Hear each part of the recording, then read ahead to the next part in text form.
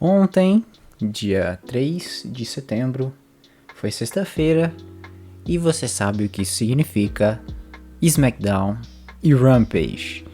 O SmackDown que se tornou um esquenta pro Rampage. É meio estranho porque é um esquenta com o dobro da duração da festa principal, mas tem coisa pra gente cobrir, tem pontos interessantes. Tiveram pontos interessantes tanto no SmackDown quanto no Rampage, a gente vai falar um pouco sobre eles. E pra mim, o primeiro ponto interessante do SmackDown foi a Becky Lynch vindo pro ringue pra falar mais uma vez, pra entregar mais uma promo com relação à vitória dela no SummerSlam. E eu não sei o que a WWE tá tentando fazer com a Becky Lynch. Aparentemente, agora ela é uma heel, mas não tá dando certo. Ela não tem uma recepção de heel quando ela entra. O clima, a vibe que ela passa não é uma vibe de heel. A gente vê as criancinhas todas vibrando quando ela entra. Placas de o quanto o público adora a WWE. Ela não passa uma vibe de heel. Essa Becky Lynch tá muito estranha. E aparentemente, a ideia de ter esse heel turn foi da própria Becky. Ela fez esse pedido pro Vince e que ela queria ser heel. Só que algo que pra mim não faz tanto sentido é ela ter concordado em acontecer da maneira como aconteceu. Pra mim não faz sentido que ela tenha concordado em ser da maneira que foi o SummerSlam. Porque o SummerSlam não fez sentido. Aquela apresentação, ela indo lá e com 26 segundos ou 27 segundos, indo lá e tomando o cinturão da Bianca e afundando ela no processo, não fez nenhum sentido, foi horrível. E agora ela vai ser uma heel, ela vai ser uma vilã, só que ela não tem vibe nenhuma de vilã. A Bianca Belair, que deveria ser o babyface da história, ela se comporta de uma maneira bem estranha, porque ela vem pro programa responder as provocações da Becky Lynch, pulando e rodando o cabelo dela como se ela não tivesse sido enterrada no SummerSlam, como se ela não tivesse sido roubada no SummerSlam, cara. Não faz sentido. Olha o exemplo da Tay. A Tay, no último Dynamite, ela fez uma entrada como deve ser a entrada de alguém que tá extremamente chateado com o que aconteceu. A Tay, ela tem... É uma característica dela, é uma marca dela entrar sorrindo, entrar acenando pra todo mundo, mas ela entrou emburrada, porque ela tinha razão pra estar emburrada. Agora a Belair entra como se nada tivesse acontecido com ela, como se o que aconteceu foi a coisa mais normal e como se ela tivesse feliz, como se ela tivesse aceitado aquilo ali. Muito estranho. Tudo, a maneira como tá sendo conduzido essa história tá bem estranha. Tá passando umas vibes muito estranhas. É total a cara da WWE isso que tá acontecendo. E eu vejo também algumas pessoas falando que isso pode ser bom pra Becky, essa feud com a Lynch. Mas o que poderia ser melhor do que sair por cima em um Royal Rumble e sair por cima em um evento principal de um WrestleMania, cara? Não tem por que você achar que a Bianca não tava over e agora ela vai ficar over em uma feud com a Becky. Não faz sentido pensar desse jeito. Enfim, tá tudo bem estranho e eu não tô gostando do caminho que essa feud tá tomando. Talvez o que eu espero e eu imagino que o jeito de fazer isso um pouco menos pior é fazer com que a Becky definitivamente passe a ser odiada pelo público. Em algum ângulo, alguma interação, ela passe a ser odiada e ela passe a ser tratada como um heel. Como, por exemplo, o Seth Rollins é. Porque da maneira que tá, é triste ver, cara, as interações entre Becky e Bianca, da maneira que tá. E talvez uma boa oportunidade para fazer isso seja na semana que vem, no próximo SmackDown, que vai ser um Super SmackDown, lá em Nova York, no Madison Square Garden. Tô prometendo muito pra esse SmackDown, vai ser uma festa grande. E nesse SmackDown a Becky Lynch vai assinar um contrato pra um rematch com a Bianca pelo título no Extreme Rules, que é o próximo pay-per-view da WWE. Porque, mais uma vez, como na semana passada, a Becky Lynch negou o rematch da Bianca e agora ela vai ser forçada ali pelo GM pra assinar esse contrato e fazer com que a luta aconteça no Extreme Rules. Então talvez eles tenham algum ângulo, alguma história preparada pra essa assinatura de contrato, pra fazer com que definitivamente a Becky vire uma heel de verdade, porque até agora tá muito difícil de engolir o que tá acontecendo. Enfim, a WWE vai ter chances pra consertar essa burrada que ela fez, mas é pra deixar menos pior. Com certeza é pra deixar menos pior, não é pra consertar, na verdade. É pra deixar menos pior. Enfim, seguindo. Outro acontecimento do SmackDown foi que a Toni Storm apareceu na TV depois de um mês, ou mais de um mês, eu acredito, sumida, sem nenhuma explicação. E se tá ruim pra você, imagina pra Toni, que foi pro main roster, teve uma luta com a Zelina Vega, sumiu e voltou só pra levar uma cantada do Dolph Ziggler. Cara, por favor, façam alguma coisa com a Toni Storm que não seja um casal com o Dolph Ziggler. Eu não vejo como isso pode ser bom. Talvez alguém veja e alguém tenha alguma perspectiva melhor que a minha. Mas a divisão feminina sofre porque não tem talento suficiente aparecendo. E a Toni Storm tá na geladeira. A gente não sabe o porquê ela tá na geladeira. Ai, cara, enfim, a Toni Storm apareceu depois de muito tempo. Eu fico feliz por ver ela, mas eu espero que ela esteja envolvida em uma história boa, que ela seja aproveitada de uma maneira boa. Seguindo com o SmackDown, outro ponto interessante foi Rick Books. Eu gosto muito do personagem dele, ele sabe lutar, ele é um baita de um atleta.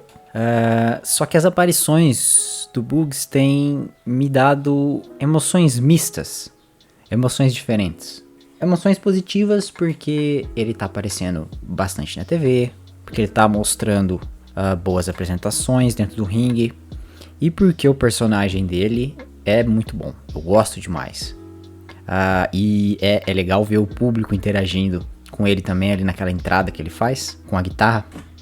Só que a parte negativa pra mim é ver o Nakamura sendo usado nesses ângulos com o Boogs. Agora que o Nakamura virou um babyface, ele voltou até a música antiga.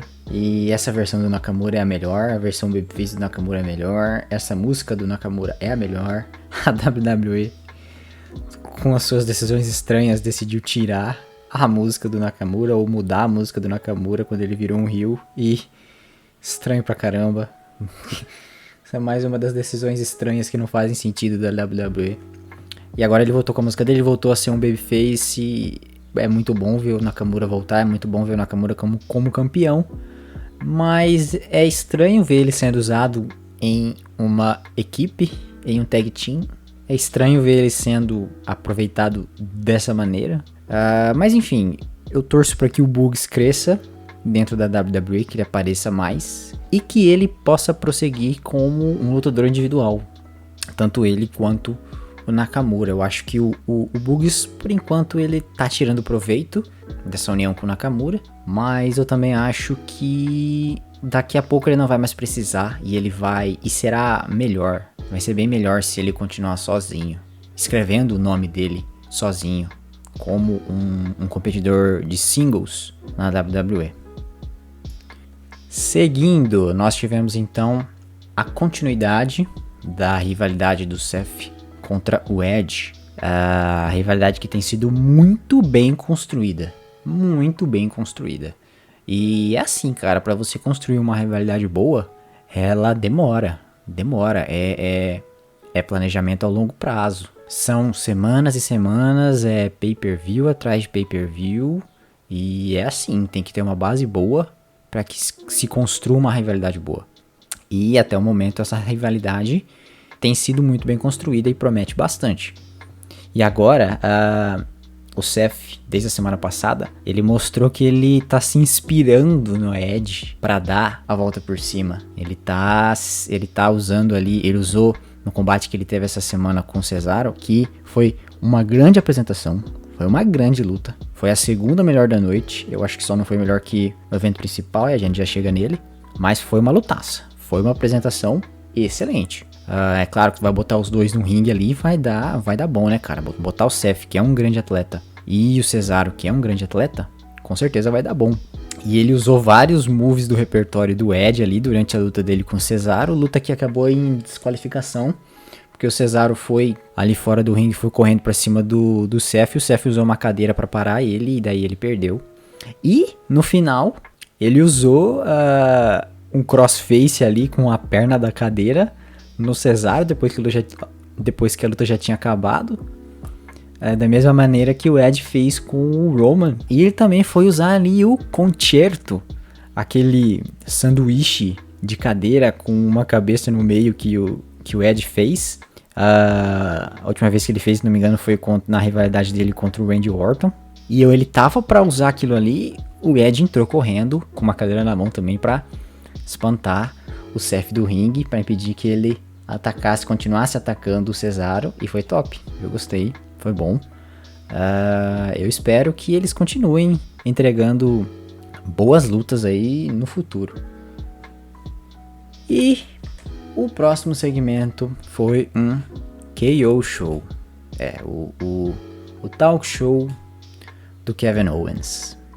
E toda vez que tem um KO Show, todo mundo fica triste, porque a gente vê a maneira como o Kevin Owens está sendo usado, como o talento do Kevin Owens está sendo usado, e a gente fica triste. Só que dessa vez eu juro que esse segmento foi ótimo. Foi excelente o que aconteceu no KO Show dessa semana. E ele alcançou o objetivo que era me entreter, conseguiu, e foi da hora. Foi da hora, eu gostei. Eu gostei desse segmento. Segmento que envolveu o Logan Paul. E foi bom. E foi bom. Tá se criando ali uma rivalidade entre o Kevin Owens e o Baron Corbin, que agora é Happy Corbin, que a propósito é a melhor versão do Baron Corbin, acho que desde sempre. O Baron Corbin nunca teve um personagem tão bom quanto esse, eu acho. E ele combina muito com o Logan Paul. Os dois personagens, tanto o personagem que o Logan traz e o Corbin traz, combinam demais. E alguém pode até pensar, nossa, estão trazendo o Logan Paul de novo pra mais um talk show, e o que esse cara tá fazendo na WWE.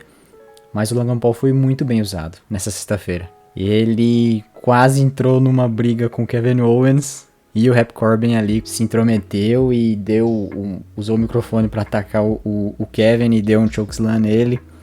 E foi da hora. Foi da hora, eu gostei. O clima foi legal. Enfim, eu tô animado pra ver onde esse Happy Corbin vai. E acreditem se quiser, eu quero ver mais dessa interação entre Happy Corbin e Logan Paul. Eu acho que pode ser legal. Não sei até quanto o Logan Paul pode ser usado sem que seja algo estranho, sem que fique estranho. Mas vamos ver. Eu gostei desse segmento do KO Show. A química ali entre o Happy Corbin e o Logan Paul foi da hora. E vamos ver. Vamos ver. A WWE acertou nesse segmento. Pra mim foi um dos melhores segmentos da noite. Outro ponto que é importante comentar desse SmackDown foi a continuação da história entre Rey Mysterio e Dominic Mysterio. Foi um rematch, o que ninguém gosta de ver, entre Dominic e Sami Zayn. E a história, ela está nos levando a um ponto em que, a alguma hora, ou o Dominic vai virar contra o Rey Mysterio, o que é mais provável, ou o Rey Mysterio vai virar contra o filho dele. Nesse match, o Dominic perdeu, mais uma vez, pro Sami, por uma intervenção meio que indireta do Rey, quando teve uma hora da luta que o Sami tava saindo, e daí o Rey apareceu lá na rampa, e falou, não, você não vai embora, você vai continuar a sua luta. E daí o Dominic desceu do ringue também, depois que o Sami tinha entrado, e falou, não, pode deixar que eu me cuido, pode deixar que eu me viro. Assim que ele subiu no ringue, ele levou um Haluva Kick, 1, 2, 3, o Sami ganhou mais uma vez do Dominic. E aí fica esse clima, mais uma vez o Rey atrapalhou os planos ali do Dominic, atrapalhou um match do Dominic. E, cara, pra ser sincero, eu não preciso ver o Dominic virando no rei, mas o que seria muito top, o que seria pra mim a melhor decisão criativa que a WWE poderia tomar em anos, seria fazer com que o Rei Mysterio se tornasse um heel. Algo que até onde eu saiba, nunca aconteceu.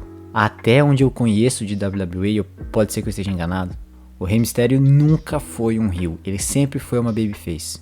Cara, olha o quão louco que seria ver o Rei agora virando um heel contra o próprio filho. Ia ser demais de ver essa história, mas provavelmente não é isso que a WWE vai fazer. Provavelmente é o Dominic que vai virar contra o Rei, mas eu queria muito ver o Rei virando heel. Pra mim ia ser, como eu disse, a melhor decisão criativa que a WWE toma em anos. E além disso, não tem muito mais pra falar dessa rivalidade que pode acontecer, que aos poucos está nascendo entre pai e filho. Até porque o Dominic também não é lá essas coisas dentro do ringue. Ele tem certa capacidade atlética, mas ele não é lá um grande atleta, um grande apresentador. Mas eu ficaria muito feliz e muito animado em ver o que essa rivalidade pode nos apresentar caso o Rei vire um heel. Para mim seria top. E então chegamos ao evento principal. Evento principal que foi construído muito bem durante o programa. Tiveram vários segmentos ali com o Paul Heyman, com o Roman Reigns, que construíram bem esse evento principal e que no final deu uma pista ali, uma dica do que a gente pode esperar nos próximos capítulos aí pro Roman Reigns, que é a grande estrela da WWE. A WWE tá construindo, tá fazendo com que o Roman Reigns se torne a sua grande estrela, e eu não tenho nada contra isso. Pra mim, a WWE investe certo se ela continuar investindo nesse Roman Reigns. Nesse Roman Reigns vilão, nessa versão do Roman Reigns. Pra mim, todas as condições de ser a maior estrela da WWE. E esse evento principal entre Roman Reigns e Finn Balor, disputa pelo título universal da WWE, foi muito bem construído durante o programa. A gente teve um segmento lá que mostrou o quão o Paul Heyman ainda tá preocupado com a volta do Brock Lesnar. Ele ainda tá bem aflito, ele deixa transparecer isso. E no Paul Heyman, cara, a gente pode confiar. Se ele tá envolvido na criação, se ele tá envolvido na parte criativa, a gente pode confiar, vai ser bom. E ele tá se mostrando ali apreensivo, com certo medo, com certa dúvida sobre a volta do Brock Lesnar e o que isso pode significar pra ele, o que isso pode significar pra relação dele com o Roman. Enfim, ele tá bem aflito. E aí ele recebeu uma ligação, ele tava sozinho lá e recebeu uma ligação do Brock Lesnar. E o Brock Lesnar disse pra ele que ele estaria semana que vem no SmackDown. E ele aflitíssimo, Paul Heyman aflitíssimo, ele foi levar essa notícia pro Roman de maneira muito aflita. E o Roman questionou ele o porquê dele saber disso. E ele disse que o Brock Lesnar ligou pra ele e que tinha sido a primeira ligação há muito tempo. Então tá se criando ali esse ângulo do Roman Reigns começar a duvidar da lealdade do Paul, e do Paul querer demonstrar essa aflição em fazer com que o Roman perceba algo de diferente nele, ou então queira se livrar do Paul Heyman por causa da história dele com o Brock Lesnar. Mas ao mesmo tempo, o Roman Reigns, ao mesmo tempo que ele parece que vai mostrar uma dúvida ali quanto à lealdade do Paul Heyman, ele mostra que ele também não se preocupa com isso, que ele tem certeza que o Paul Heyman é leal a ele.